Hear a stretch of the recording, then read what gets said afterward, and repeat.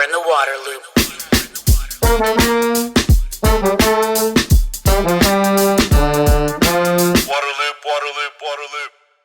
Waterloop is made possible in part by grants from Spring Point Partners and the Walton Family Foundation.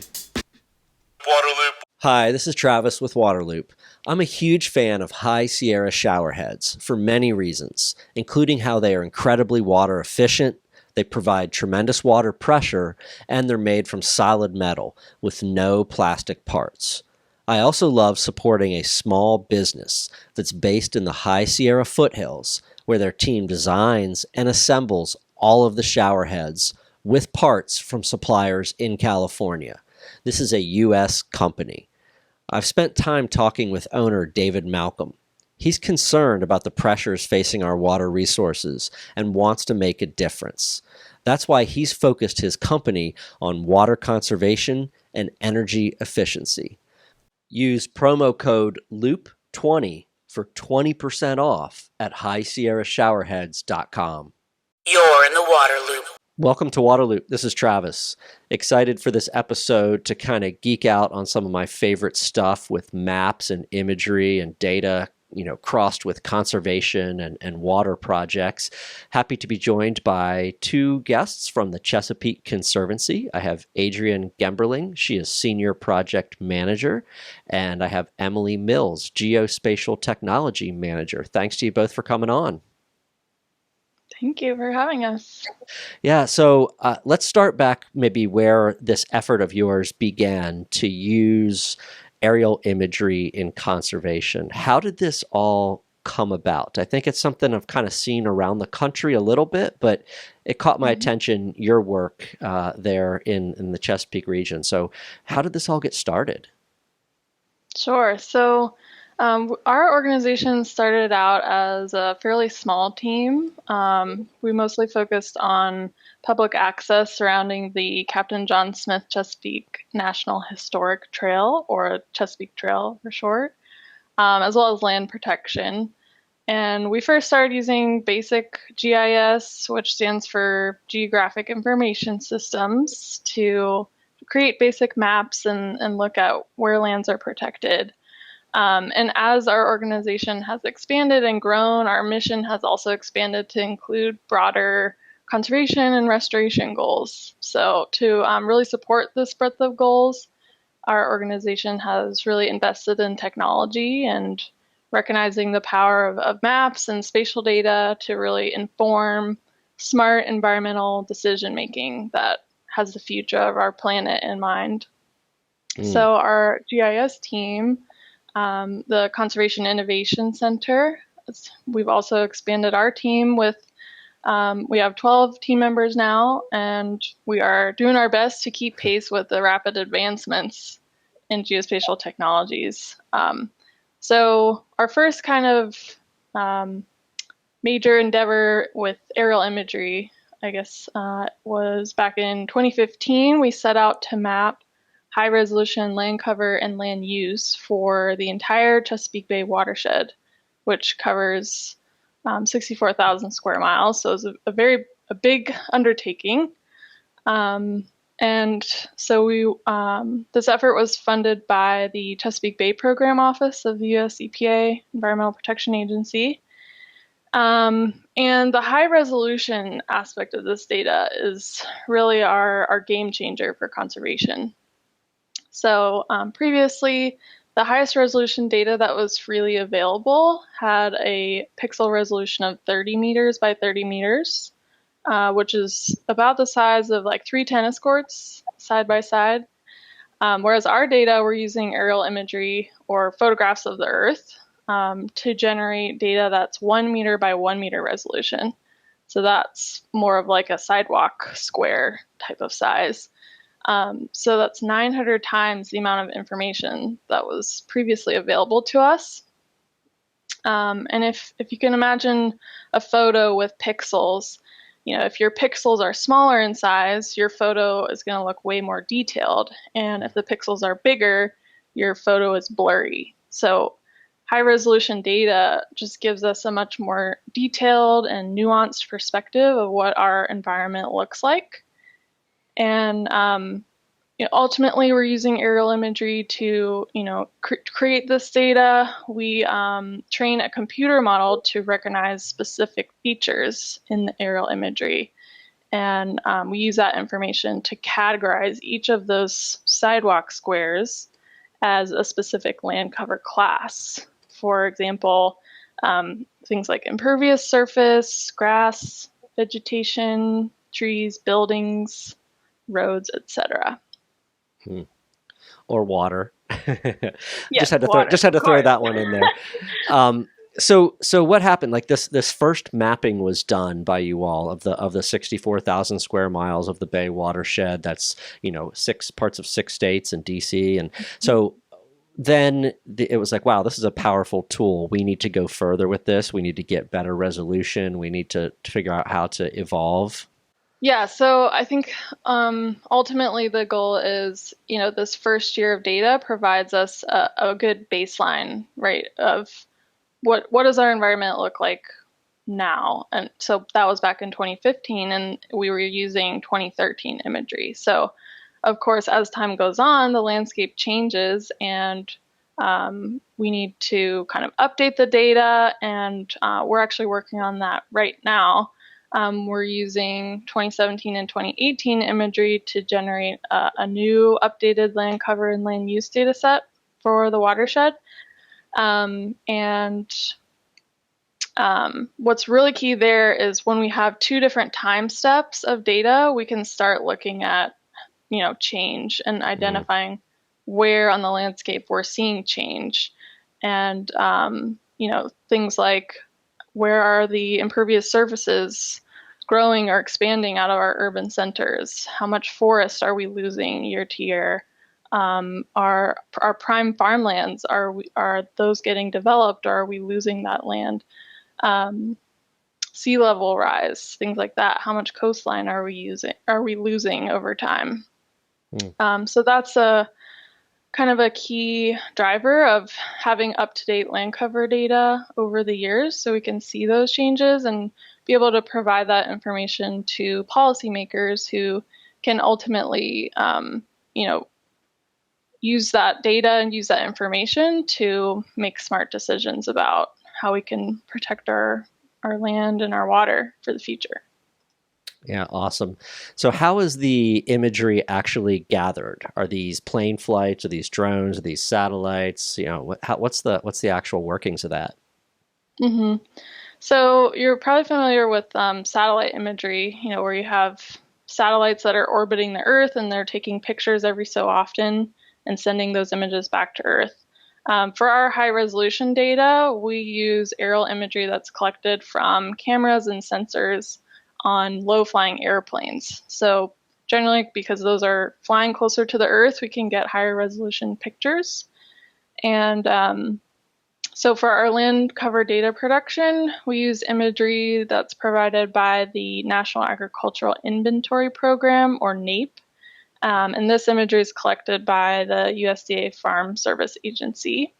It's 1 meter in resolution, freely available, and it's collected every 3 years or so across the entire continent.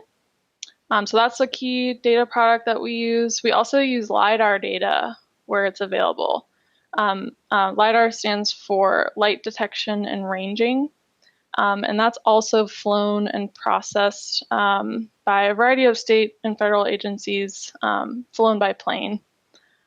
And so how LiDAR works is lasers are directed toward the ground from the plane. They reflect off of the first feature that they hit on the Earth's surface, like, say, a building or a tree or the ground, and the sensor can measure the distance to that feature on the landscape. So what you end up with LiDAR data is a very precise 3-dimensional model of the terrain and features on the Earth's surface. So that's another key data input that we use. And then finally, we like to use local data, mostly coming from counties, including things like roads and buildings and local land use. So we want to make sure that our bay-wide land cover is also reflective of localities that are collecting and maintaining their own data for their own purposes. So you can see here on the left side of the image, you can see aerial imagery. So basically a photograph, right, of the landscape. And it's sort of fading into what our land cover data looks like. And it's categorical, so you can see all the different colors represent different classes. So the blue is the water and the green is trees. And then if you were to zoom in super close on this image, you could even see, you know, sidewalks, building, crisp corners on the building. So this high resolution imagery really allows us to plan and make decisions at a very fine scale. Mm. This image represents a LiDAR point cloud. So the red, red, orange, yellow, green, blue spectrum there. And then in the background, you kind of see what the landscape looks like from a drone. But you can kind of see how LiDAR data helps us generate this 3D model of the features on the landscape and how tall they are relative to the ground. So this photo, or this picture, shows what our hydrology data looks like. And it's basically kind of mapping the stream channel, which you see in red, but also going even further upstream to where, when it rains, when you have these storm events, how the paths that water takes and accumulates along those paths until it gets to the stream channel and eventually down to the bay. Okay, so the red is like a real, year-round stream, and some of that blue might just be, intermittent, ephemeral, Yep. kind of where the water flows. Right. That's amazing. How is that determined? What allows for that knowledge? That's cool. Yeah, so to generate this data set, we use LiDAR-derived digital elevation models. So it's basically a map of the terrain. And then we use our most recent update technique or workflow uses what's called geomorphons. And it's an algorithm that uses line of sight theory to basically map different types of landforms based on what the terrain looks like. And so that's what we're using to map stream channels. And then kind of before that method, we would also use what's called flow direction and flow accumulation, so kind of standard hydrology models that you can feed elevation models into to kind of map out where water flows downhill across the landscape. I'm curious about how the Chesapeake Conservancy has built up the staff capacity to do this kind of work. It's really technical. Mm-hmm. It's not your usual environmental conservation kind of work out there, right? So how has staff been trained, hired, molded, if you will, to do this type of work? Sure. Yeah, I think we're kind of a unique organization in that I feel like a lot of conservation organizations typically have, maybe one or two staff who know of GIS and can use it. And like I said, our organization, as we've kind of grown our Conservation Innovation Center. So today we have 12 team members as part of our CIC.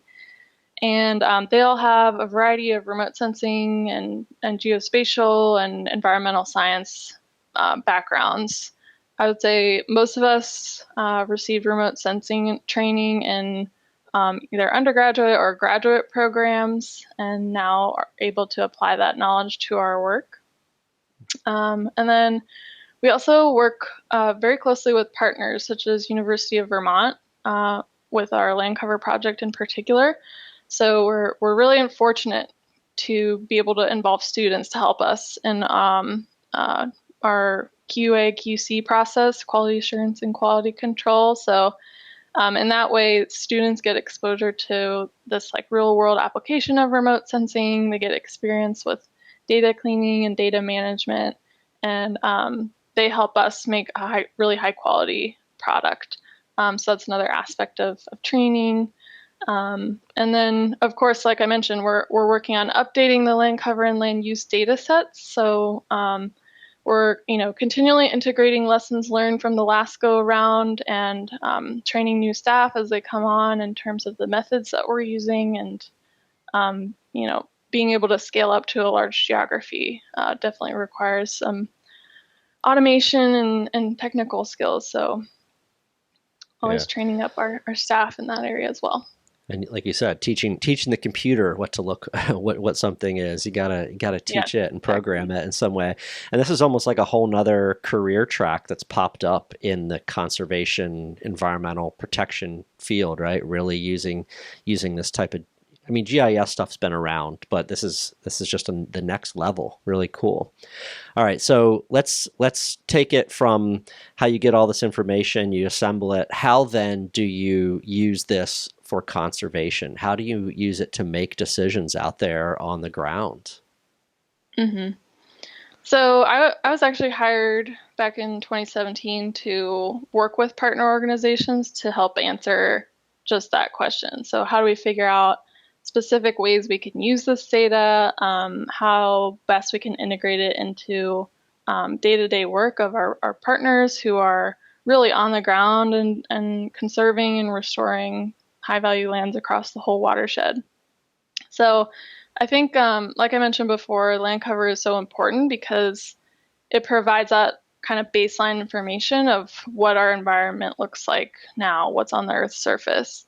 And so when we're asking questions about how we protect the environment and how do we manage our natural resources going into the future amidst climate change and all sorts of environmental issues that we're facing, we first have to know what are we working with now, right? So some examples, how many acres of forest do we have in this county? Or like I mentioned before, keeping track of urban sprawl, how many square miles of impervious surface do we have? And so once you can look at the change products that we're coming out with soon, you can look at rates, like how fast are we losing certain land that we value highly. So the land cover really allows us to provide that information to environmental decision makers who can then go out and save the world, right? That's right. I wanted to mention one other key kind of data product besides land cover that we use a lot in our work, and that's high resolution hydrography data. So data that shows us how water moves across the landscape and makes its way into our local waterways and eventually down to the bay. So these kind of two data sets, hydro data sets and land cover data sets, are super key, and they help us determine at a very fine scale, like down to the parcel level, what types of conservation and restoration activities might be best or might be most suitable or effective for improving water quality, protecting valuable land, especially in areas that are like right adjacent to our waterways. So yeah, with that, we can turn it over to Adrienne, I think, and she can tell us a little bit more about how we use those data sets. Sounds good. In early 2017, I came on board at the Conservancy to coordinate a partnership that was formed in Center and Clinton counties, which are right in the center of Pennsylvania near State College, where Penn State University is. We started with just a few partners in this geography, maybe like 7 to 10 at the beginning, and our group was called the Precision Conservation Partnership. The Conservancy had grant funding to bring together partners around a mapping strategy to actually use that data that Emily just showed you to prioritize at the parcel scale where sediment and nutrient runoff was originating on the landscape. The first practice that our group really focused on was called a forest riparian buffer, or streamside tree plantings. We can actually detect places where these streamside trees are missing using the land cover data that Emily described earlier. Places this vegetation is missing along our waterways are then pathways for pollutants to actually enter the stream unfiltered. And using our hydrography data and terrain mapping, we can identify the impact that conservation work would actually have by installing restoration practices in that upslope and near stream area. And from there, we can actually draw comparisons between parcels to determine which of them we can actually work on to get the biggest bang for the buck in terms of water quality returns.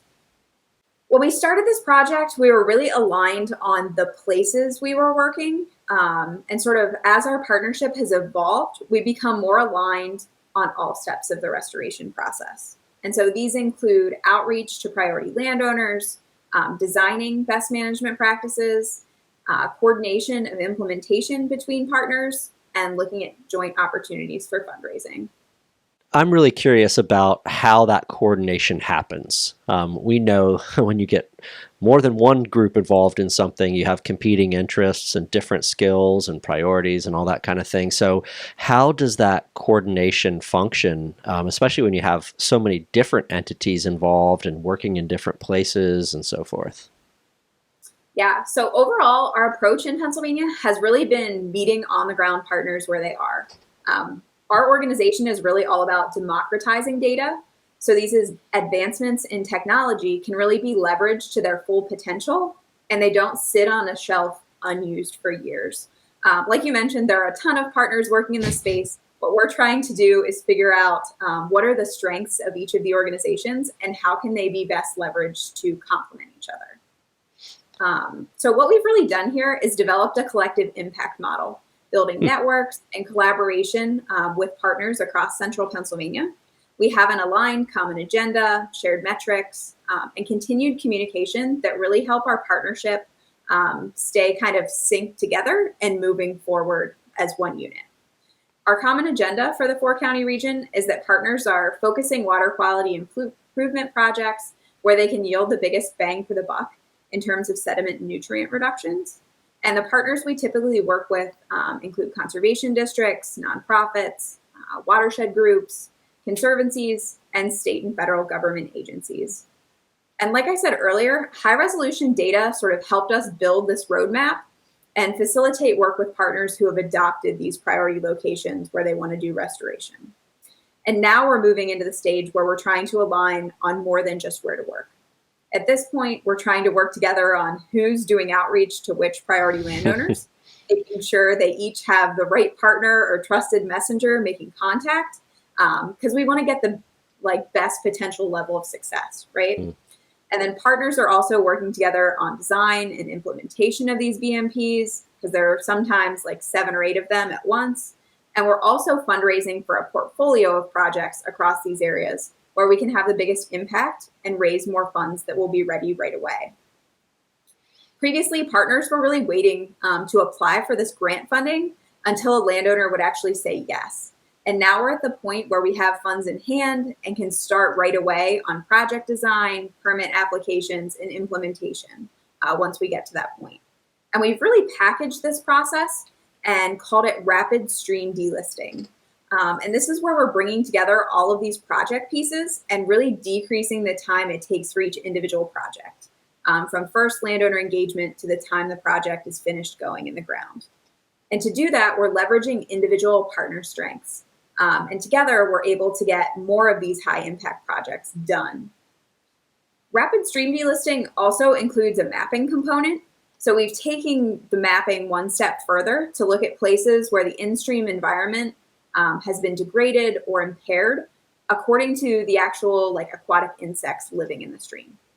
So these are locations where sediment and nutrient inputs from the land have basically compounded enough to negatively impact stuff living in the stream. So we can look at those agriculturally impaired stream segments and basically backtrack using an MRI of the landscape to figure out where the sediment and nutrients are originating on the landscape. And so rapid stream delisting identifies the parcels, and then we combine that with mapping with local knowledge of the catchments. So where have restoration projects already been completed? Are there places where there are shovel-ready projects or landowners who might be amenable to doing conservation practices? and then basically say, and then combine that with the mapping to say where we can get the biggest reductions where nobody has relationships. And by bringing together all of this knowledge in one place, we can most effectively and efficiently bring together previous work and accelerate water quality gains in those places with a tangible goal of delisting those streams, those agriculturally impaired streams, over the next like 10 to 12 years. I would really love to hear about maybe a couple examples of how this work has been done. Sure. So one example of where we have adopted this rapid stream delisting strategy is in the Elk Creek catchment in eastern Center County, PA, so just east of State College. And I'm actually going to pull up a map of the Elk Creek catchment where we can see sort of how the mapping combines with partner knowledge in one place. And in this geography, we're really leveraging existing projects to help talk to other landowners in the catchment about installing BMPs. So you can see from this map, there are actually several projects that have been completed in this green area here. We have one landowner that has a shovel-ready project. This one has actually turned into a shovel-ready project recently. And then we have all of these parcels where the mapping has identified as additional priorities. So we're hoping to leverage those existing relationships to actually get more projects on the ground. There you can see that. This is just for one landowner on about 1,000 linear feet of stream. These are all of the different in-stream structures that have been installed to enhance fish habitat. And there are some native brook trout populations right above this agriculturally impaired segment. So we're hoping to bring the brook trout down through projects like this. Well, yeah, on both of these graphics, it's jumped out the variety of different partners involved for sure. But yeah, look at that. That is really cool to just see that view and all the different little aspects and what's going to be in there. Very, very cool. And you can see the stream segment is just beautiful now. It's a wonderful place to take landowners to show them what this looks like when it's all done. Yep, that's what we like to see, right? Vegetation along waterways.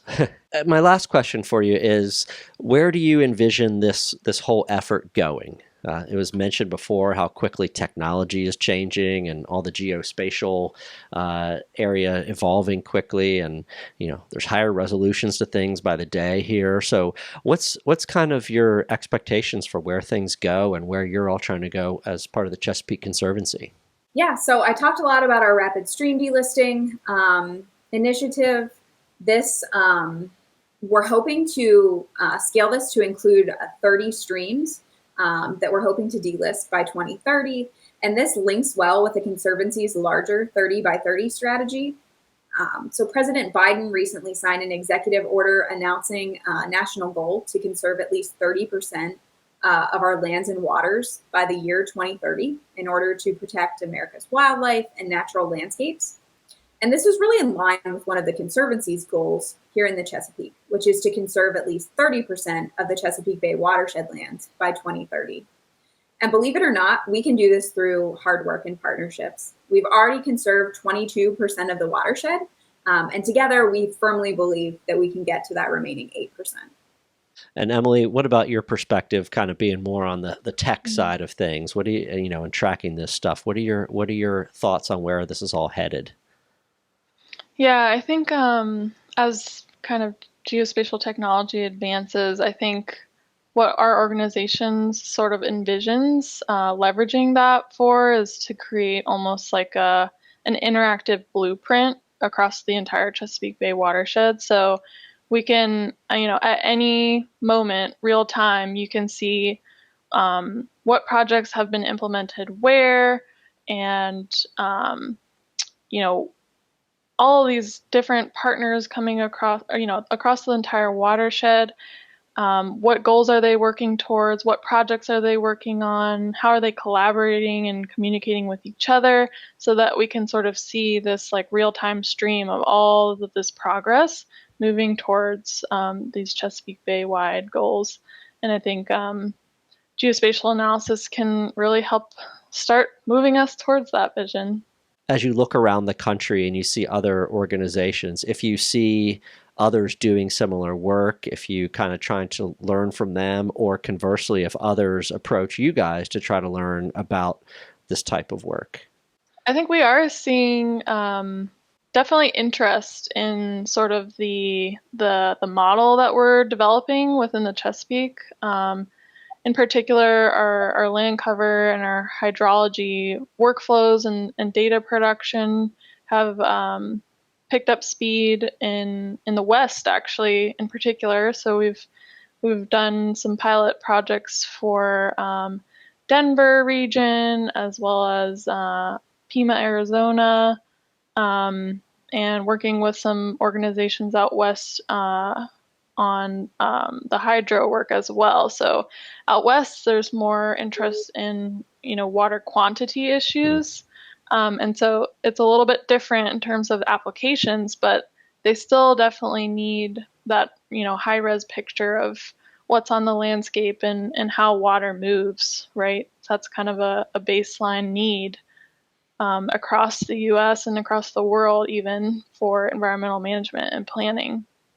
Sure. So there definitely has been interest in taking some of the techniques that we've developed in the Chesapeake and applying them in other areas and other geographies and in other watersheds.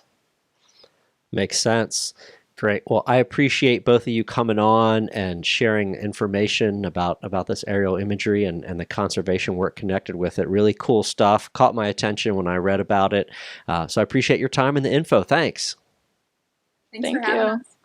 Waterloop. Thanks, everyone, for listening to today's episode. A special thanks to Waterloop supporters, Spring Point Partners, and the Walton Family Foundation. The Waterloop podcast is sponsored by High Sierra Showerheads, the smart, stylish way to save energy, water, and money while enjoying a powerful shower. Use promo code LOOP20 for 20% off at highsierrashowerheads.com.